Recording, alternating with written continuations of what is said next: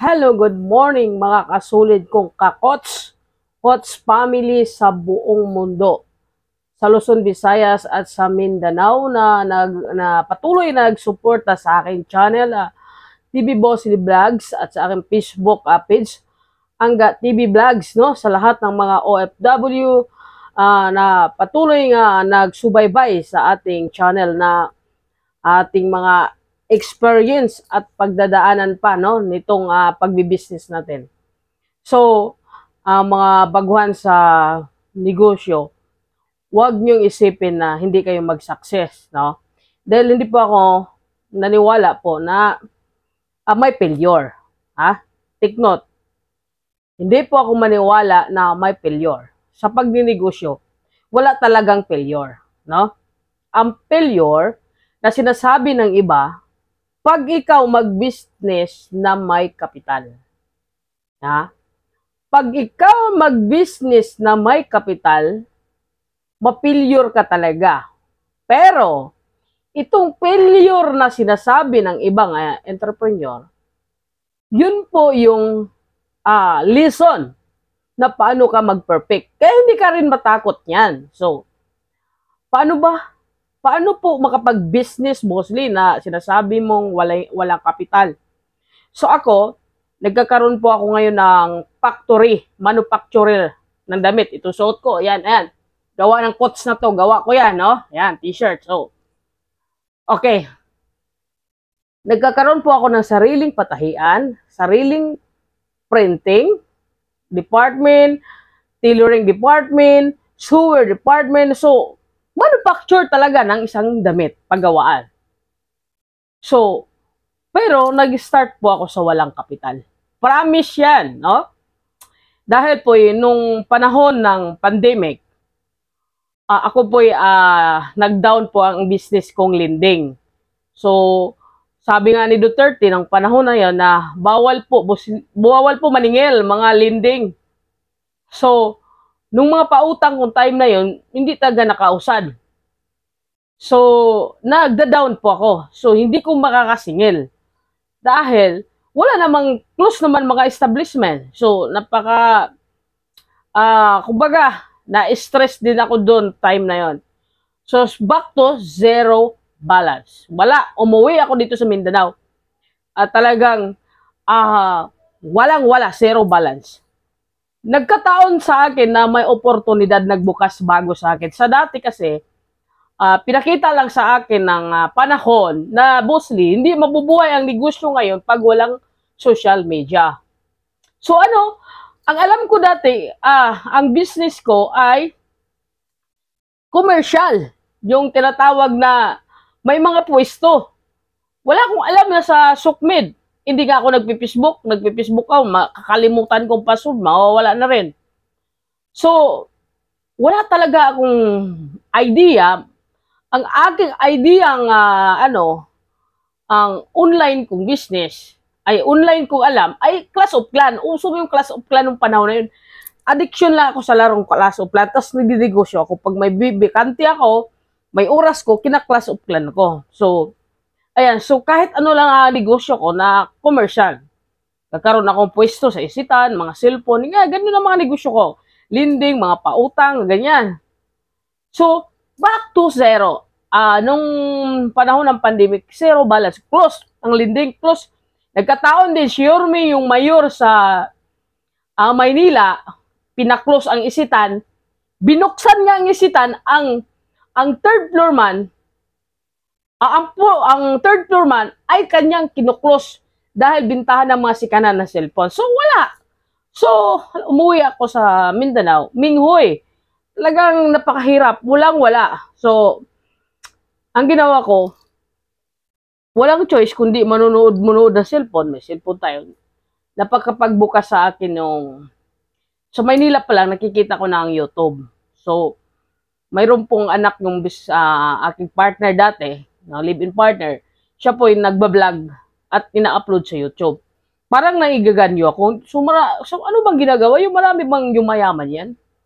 Marami daw yumayaman ng ganito lang, magkukontent. So ginawa ko yan. Naisip kong content is, una, magpapositive.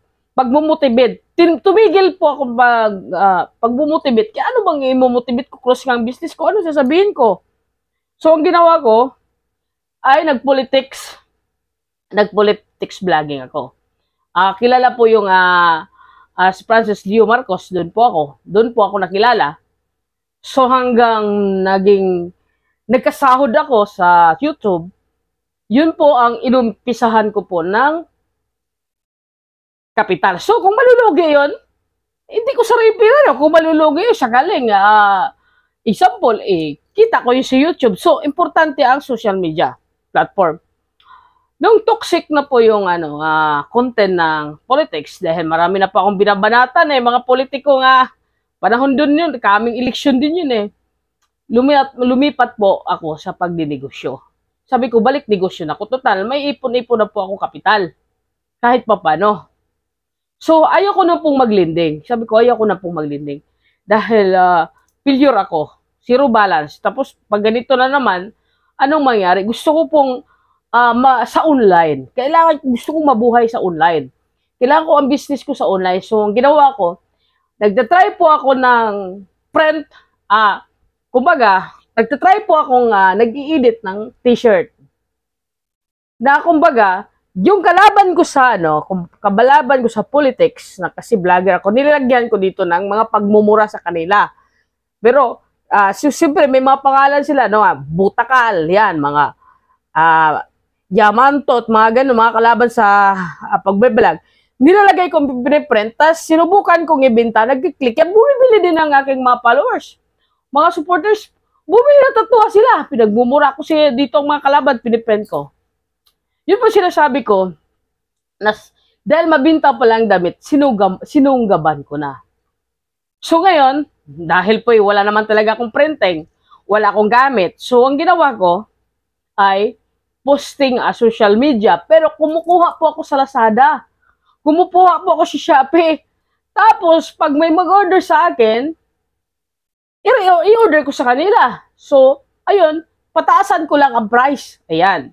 Yun po, so wala po talagang puhunan. Dahil kumukuha lang ako sa kanila, Tapos yung mga luma kong damit, mga luma kong sapatos na pinaglumaan, pinupus ko, nabibinta, kahit pa paano, nagkakaroon po ako ng pera at unti-unti pong natauhan ng isip ko na ito ay patok ng opportunity. So, bumili ako agad ng isang, wala pa yon. Wala po kami patahian, siyempre. Bumili po ako ng printing. Printing lang. Isang printing, isang computer si kanan, isang typewriter. Total, may nabinta-binta naman ko. At saka mayroon naman po akong kliyente, bumibili kahit ano ibinta ko, ibibili ng mga supporter ko. Yung time na yon, sa madaling salita, dahil marami ng orders sa mga supporter, bili kayo, ganyan. Marami na talaga. So, umpisa talaga community. Kailangan makabuo ka ng community dyan sa social media para maging customer mo. Bago ka mag-proceed. Yun talaga. So, pagkatapos yan, dahil marami po na pong orders, bumibili po ako sa Divisoria ng mga plain t-shirt. Bumibili po ako sa Nubo ng mga sales. Binabantayan ko, papakyawan ko, bibilin ko po yan, piprintahan ko lang. So, nagkatagal, parang magreklamo yung customer ko. Sabi, Boss Lee, kailangan po quality yung tahi. Kaya isang ganun lang daw, natatanggal na po yung sinulid. Sayang.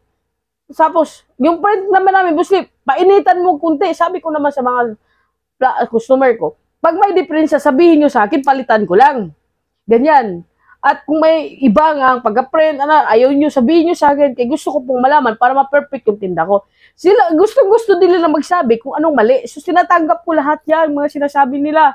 Inaayos ko na habang tinatanggap ko. So, nag-hire po ako ng mga tao. Nagtagal. So, mga 5 kami nag-start. Lumalaki na ang aking market. Hanggang, kailangan na talaga namin bumili ng makina. So, makina pala, kailangan 3 palang bilhin. High speed, tinatawag high speed. May 2 pa. So, sewer machine. Tawag yun. Basta 3 yan. Nakalimutan ko na. Basta kayo yun. Mikos mo na lang. No, yun, yan. Yun. So, sa madaling salita, nagtahi na kami. mga una ko nga manahi ay palpak ang mga tita ko, tabi nga yung mga tahi.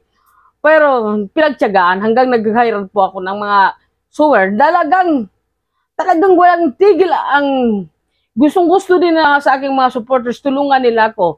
Mga followers, so mag-order sila. Kahit sira-sira yung mga padala ko, okay lang, sige po sila. Okay na po sila, ito, okay na to, ito gawin mo, ganyan ba? Yung mga, ang ibig ko sabihin, pag makipag-usap po tayo sa kliyente, magsabi lang po tayo na totoo.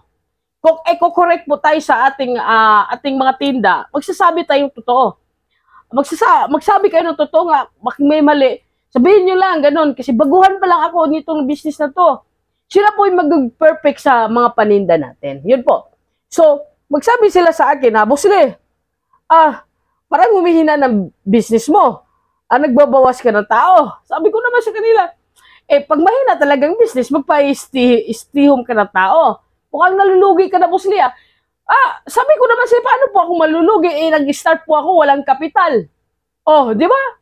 Alam nyo ba yung marating mo na magkakaroon ka ng 100 empleyado, magkakaroon ka ng mga tindahan ng damit, magkakaroon ka po ng sariling printing, sariling manufacture, tapos wala po kang puhunan, nakabili ka ng bahay, nakabili ka ng mga sasakyan, nakabili ka ng mga lupa, tapos wala kang puhunan, nakabili ka, nalulugi pa ba yan? So kahit magkabalintong-balintong pa yung business mo, i-appreciate mo yung gawa mo dyan. Dahil po, nag-start ka sa walang puhunan Paano po ka mababankrupt yan nag-i-start ka sa walang puhunan. Kaya kayong mga baguhan sa negosyo, huwag po kayong magsabi na, paano hindi po ako makagalaw dahil wala po akong puhunan. Mali yan. Dahil maganda po mag-start sa negosyo, wala talagang puhunan. Dahil pag ikaw po mag-start sa business na walang puhunan, kahit malugi ka pa, walang pakialam, total, bangon ulit, wala ka ng puhunan, nag-start Nabili mo lahat yan, nagkakaroon ka sa sarili bahay, nakabili na ka maraming sasakyan, nakabili ka ng maraming lupa, nakagawa ka ng sariling factory, nag-hire ka ng mga empleyado. Kung magtanggal ng mga empleyado, okay, fine, laban pa rin. Dahil nag-start ka man na walang puhunan. So pinapakita lang ni Master ng universe na may nilikha na may susunod pa po na oportunidad na tatahimik na iyong daadaanan ulit. Kaya tinitrain ka, paano ka tumitibay? Kasi ang entrepreneur talaga, up and down yan. Up, pag mag-up ka, i-appreciate mo lahat yan. Kung nag-up ka na, tapos nag-down ka, balikan mo yung nangyari. Ito na palang narating ko, bakit ako mag-worry? Bakit po ako bakit po ako matatakot, di ba? Na narating ko na ito. Ito na palang narating, tingnan mo kung saan ka na ngayon bago mo isisihin ang sarili mo. Ganun yun. So, napakaganda. So, marami pa sana akong kwento. Kaya lang, oras na, no? So, susunod na vlog at sundin nyo akong kwento ng buhay ko. Paano po naging ganito. Ang isang taga-uling lang mga kabataan, nag-uuling lang ako nung maliit pa ako. Pero ngayon, kung tingnan nyo, may pagmamalaki, may factory na po ko, may paggawaan na po ko, may sariling bahay na maliit na po ako. Maraming salamat, mahal ko. Bye-bye, mga kasulid. Mua-mua!